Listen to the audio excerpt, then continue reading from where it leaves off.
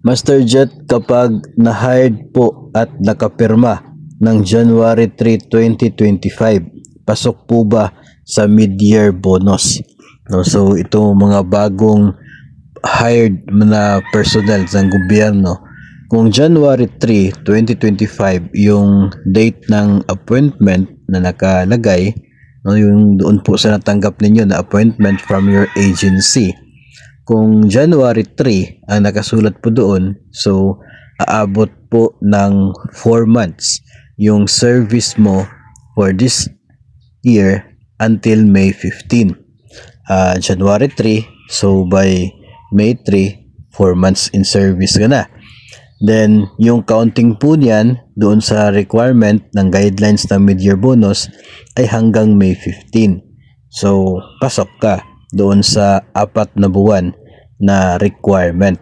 So, talaga makakatanggap ka ng inyo pong mid-year bonus sa darating po no, na May 15. Just make sure lang po no, na nakapasok kayo sa regular payroll ng agency para kasabay no, yung inyo pong bonus with other personnel po no, na mga kasamahan po ninyo dyan.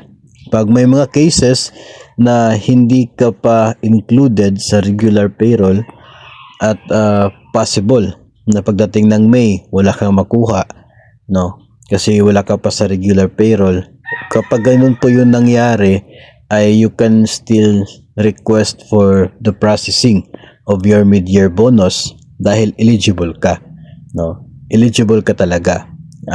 So pasok po yun no, doon po 1 buwan na basic salary po. Sayang naman kung hindi po ninyo i-process. No, may mga cases kasi na ganyan, pag hindi pa napasali sa regular payroll, ay hindi rin magpasali doon sa release ng bonus together with all of the regular personnel. No, so, yun na lamang po yung gawin.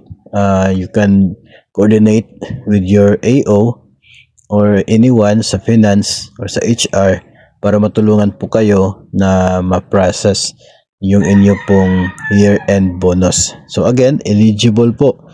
Eligible, makakatanggap ng mid-year bonus kung na-hire po kayo ng January 3 ngayong taon. Kung babalikan po natin yung guidelines po kasi niyan, ay at least 4 months lamang simula po July 1 ng nagdaang taon hanggang sa May 15.